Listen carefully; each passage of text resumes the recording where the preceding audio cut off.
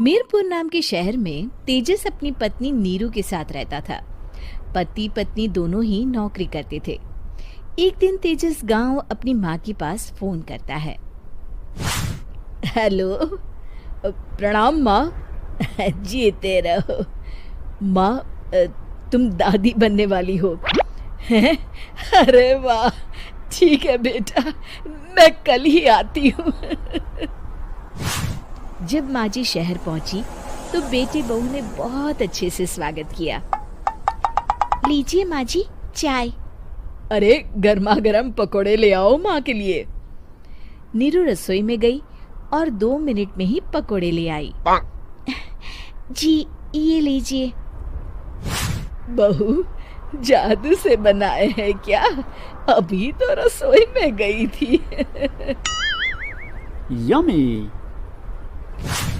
माँ जी, शीला रसोई में पकोड़े तल रही है, मैं बस लेकर आई। हे भगवान, मेरा धर्म भ्रष्ट कर दिया तूने। अब तो गंगा जल से शुद्धिकरण करना होगा। दूसरे दिन, माँ जी मैंने नाश्ता बना दिया है, ऑफिस जा रही हूँ। पर अभी तो घर का सारा काम पड़ा है। शीला आती ही होगी, झाड़ू पोछा बर्तन कपड़े वो सब कर लेगी। हमारे जमाने में घर का सारा काम हम ही करते थे। जी माँ जी, आप बहुत होशियार हैं, मैं घर ऑफिस दोनों नहीं संभाल पाती। तो जरूरत क्या है घर से बाहर जाकर चाकरी करने की? वैसे भी घर का काम खुद करने से घर में बरकत आती है, समझी? पर माँ जी।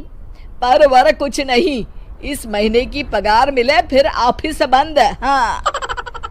रात को नीरू तेजस से कहती है, सुनिए जी, माँ जी बोल रही थी कि मैं नौकरी छोड़ दूं।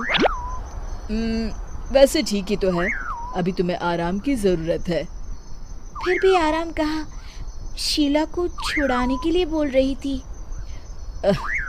तो अब 24 घंटे में इतना काम तो कर ही सकती हो। पर जॉब पसंद है मुझे, घर पर मन नहीं लगेगा। अगले दिन जब दोनों ऑफिस के लिए निकल रहे थे, मेरी तो कोई कीमत ही नहीं है इस घर में। माँ जी, आजकल महंगाई बहुत है, रहन सहन भी बदल गया है, दोनों नौकरी करते हैं तभी ठीक रहता है। अच्छा, तू कहना क्या चाहती है? मेरा बेटा तुझे बिठा के खिला नहीं सकता? तू ही इस घर का खर्च चला रही है, हैं? नहीं माँ जी, मेरा वो मतलब नहीं था।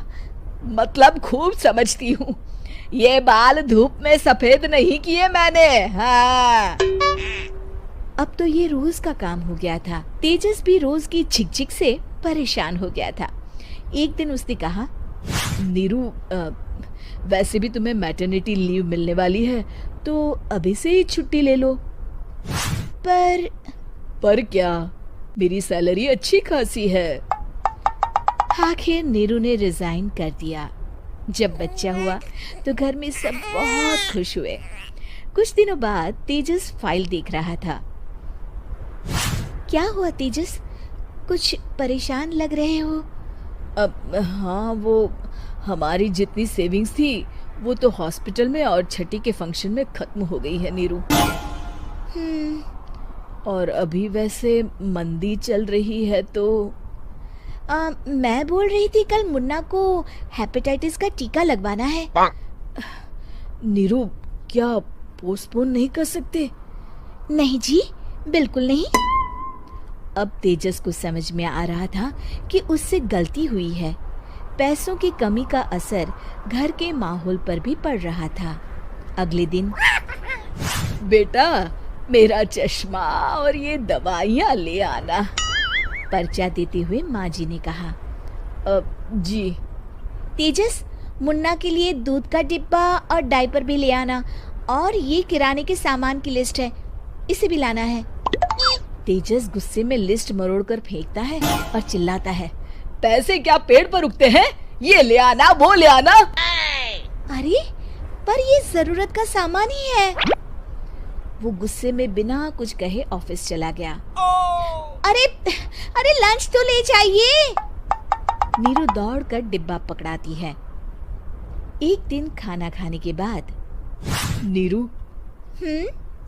अब तो मुन्ना कुछ बड़ा हो गया, तो अब तुम वापस ज्वाइन कर लो ना जॉब। पर इस रिसेशन में जॉब मिलना बहुत मुश्किल है। ट्राई तो करो। फिर मुन्ना?